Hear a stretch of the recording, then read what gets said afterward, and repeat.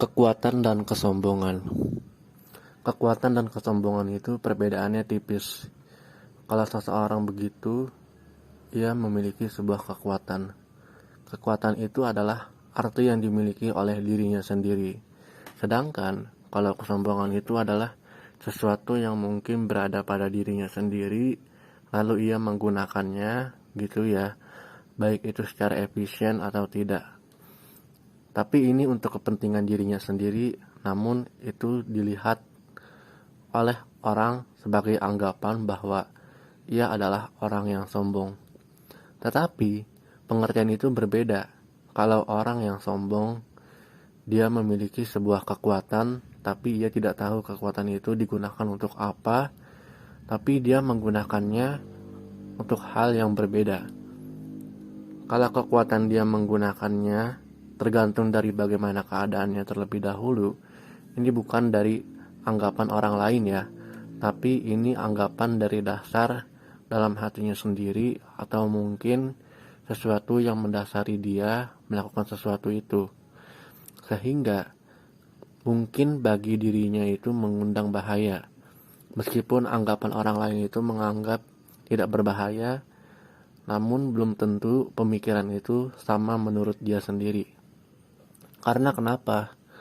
Karena orang-orang yang tidak mengerti apa itu kekuatannya sendiri, dia tidak akan mampu bisa menganalisa suatu kejadian itu dengan benar. Karena jika orang sudah tahu kejadian itu, tidak perlu pembenaran, tidak perlu yang namanya pembuktian di hadapan orang lain. Terlebih dahulu dianalisis seperti ini dan lain-lain. Sama halnya, misalnya si Roxy bertemu dengan ular. Lalu dia disaksikan oleh penonton dan orang-orang yang menyaksikan kejadian si Roxy. Padahal si Roxy itu tidak menyadari hal itu. Di sini kita bisa bedakan dari dua pengamatan, yaitu pertama, orang-orang yang berada dalam suatu lingkungan atau orang yang bertemu dengan si Roxy ini, yang menyaksikan itu hanyalah kejadian yang dilihat oleh matanya sendiri. Bukan berarti penilaian itu benar. Kita lihat aksinya si Roxy bertemu dengan ular. Dia tahu sedang menghadapi bahaya, tapi dia menggunakan pengamatannya agar terhindar dari serangan ular, tanpa sepengetahuan orang lain yang sedang menyaksikannya itu. Dia berhasil menangkap ular itu, meskipun banyak luka yang dia dialami olehnya. Dia membuang ular itu dari taman kota atau fasilitas publik. Lalu tiba-tiba di belakang terlihat tepuk ramai orang-orang. Padahal dia tidak tahu kenapa bisa ada orang yang muncul di hadapan dia dan dia melakukan kekuatan itu sendiri bukan dari pengamatan orang lain. Itulah yang disebut dengan kekuatan. Lalu yang kedua, ini berbeda dari pengamatan yang pertama. Dari awal lagi, yaitu pengamatan Roxy dengan ular itu. Di sini Roxy bertemu dengan ular itu. Dia bingung cara menghadapinya itu seperti apa. Tiba-tiba ada orang yang menyadari kejadian si Roxy ini sedang dalam bahaya. Lalu si Roxy ini menyadari orang-orang yang datang kepadanya melakukan aksinya itu. Meskipun dia takut lalu cemas diliputi oleh perasaan yang masuk kepadanya. Karena ada orang lain yang melihat dia, akhirnya perhatian si Roxy kepada ular ini teralihkan kepada orang-orang yang menonton aksinya dia ini. Lalu si Roxy ini dia menjelaskan kepada orang-orang yang menontonnya, sedangkan orang-orang yang menontonnya itu lebih khawatir sikap ularnya itu. Perhatian si Roxy ini teralihkan kepada penontonnya atau orang-orang yang menontonnya, sehingga ketika ular itu menyerang si Roxy menjelaskan kepada si penonton, begini loh cara menghadapi ular atau menghindari ular seperti ini. Sampai akhirnya si Roxy digigit oleh ular hingga membuatnya lemas. Karena ia tidak hati-hati gitu ya dalam menghadapi ular, dia terkena senjata makan tuannya sendiri. Itulah yang disebut dengan kesombongan. Dari dua kejadian itu bisa dianalisis bahwasanya di sini ada perbedaan tipis antara kekuatan dengan kesombongan. Kita tidak perlu takut akan penilaian orang seperti apa, kita hanya menjalani kehidupan kita dan semua yang ada di depan mata, Jangan sampai pemikiran-pemikiran orang lain yang memang menurut dia penting itu tidak langsung kita terima, tapi kita saring terlebih dahulu maksudnya seperti apa. Kalau tidak ada jalan keluar, jangan harus langsung dipercaya. Mau digoda seperti apapun gitu, orang lain merayu kita untuk percaya kepadanya, tapi ya harus hati-hati juga, karena tidak semua orang wajib atau harus dipercayai begitu mudahnya. Karena kalau ia mudah percaya dengan orang lain, ia mudah terhasut. Ia mudah terhasut oleh kesombongan orang itu. Orang itu menjadi sombong karena ada orang yang mudah percaya olehnya. Kalau misalnya ada seseorang dikatain sombong karena kekuatannya, tapi kekuatannya itu digunakan untuk keadaan netral, ya mungkin dia sedang meracau, berbicara tidak karuan kayak orang sakit di hadapan ia. Ia sudah jelasin sedemikian rupa biar orang itu paham. Tapi ya begitulah, ia lebih percaya dengan dirinya sendiri. Ya sudah, kalau di sini tidak ada orang yang mau mengalah, susah juga sih meyakinkan orang yang meracau. Terserah, saya tidak meminta Anda untuk percaya sama yang saya katakan. Padahal itu orang sudah berbicara langsung dengan orangnya, dan orang itu masih tidak percaya dengan orangnya. Ya sudah, mau digimanain lagi untuk membenarkan perilaku dia yang meracau itu. Harusnya, misalkan begitu. Dalam contoh, ada seorang pekerja, namanya Adam. Di hari ini, ia kesal sekali terhadap sikap partner kerjaannya yang tidak mau menolong secara positif terhadapnya. Lalu ia menulis di jurnal kesehariannya. Dalam jurnal kesehariannya itu, ia meluapkan apa yang sudah terjadi pada hari itu. Beberapa menit kemudian, ia melihat apa yang ada di isi pikirannya itu, yang sudah ia tulis di jurnalnya. Ia baca kembali hasil pikirannya itu, lalu ia hapus. Ia mulai reda dan paham terhadap apa yang berada dalam pikirannya berkat ia menulis hal itu.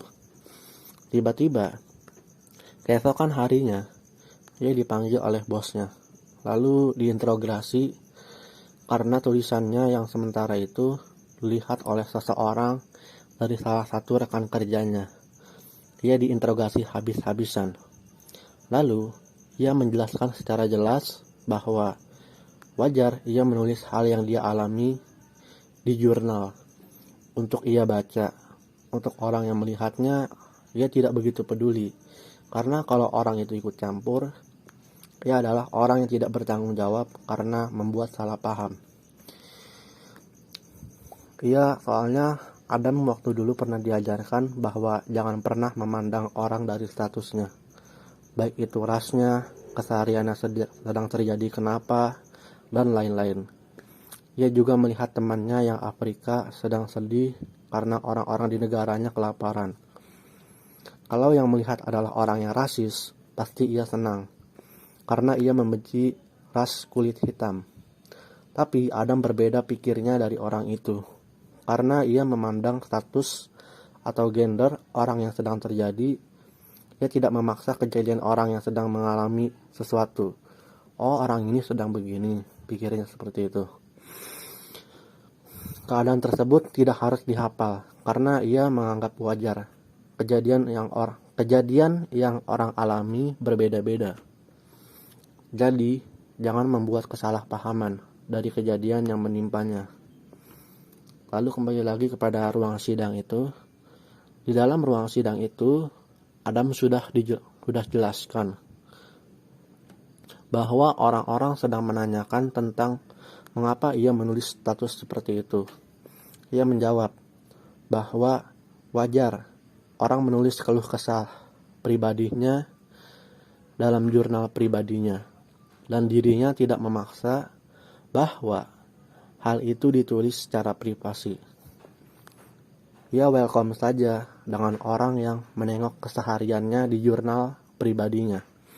Tapi seringkali tamunya mengundang kesalahpahaman di rumahnya. Anggap saja seperti orang yang datang datang ke jurnalnya adalah orang yang bertamu ke rumahnya. Jikalau tamunya melaporkan bahwa di dalam rumah Adam ada kepala rusa digantung, lalu melaporkan kepada pihak yang berwajib, maka hal itu salah. Dan ketika polisi tiba di tempat perkara, ia menjelaskan, polisi itu meminta penjelasan tentang wajah rusa itu. Maka Adam menjawab, itu hanya hiasan dinding saja yang dibuat pernak-pernik sehingga membentuk wajah rusa. Hingga polisi yang mendengar jawabannya mengeceknya, dan ternyata alasan Adam benar adanya.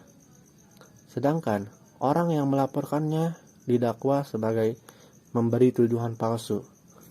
Sama halnya terjadi di ruang sidang itu, Adam diinterogasi oleh bos dan stafnya.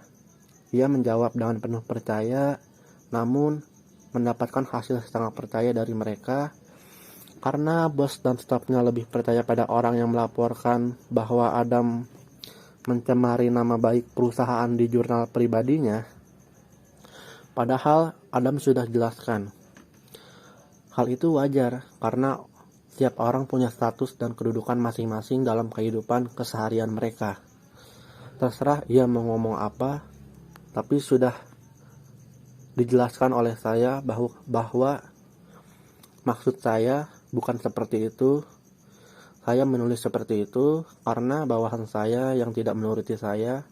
Jangan pikir saya mudah dijebak oleh pelapor. Akhirnya, bos dan stafnya berpihak kepada Adam kembali dan menceritakan pada Adam bahwa Shirley yang melapor seperti itu. Shirley adalah orang yang licik dan selalu saja iri dengan kehidupan Adam. Lalu kehidupan Adam pun berlangsung dengan damai kembali dan tidak ada yang mengganggunya karena dia sudah tahu situasinya, sudah tahu bahwa ia dijebak oleh seseorang, maka hal itu tidak mempan karena Adam sudah mempunyai bukti-bukti logis terhadap apa yang memang sudah diutarakan dia dalam maksudnya seperti itu. Begitulah gambaran-gambaran dari perbedaan orang yang memiliki kekuatan dan orang-orang yang memiliki kesombongan. Karena hal keduanya itu sangat berbeda tipis. Tidak ada bedanya, namun tidak sama.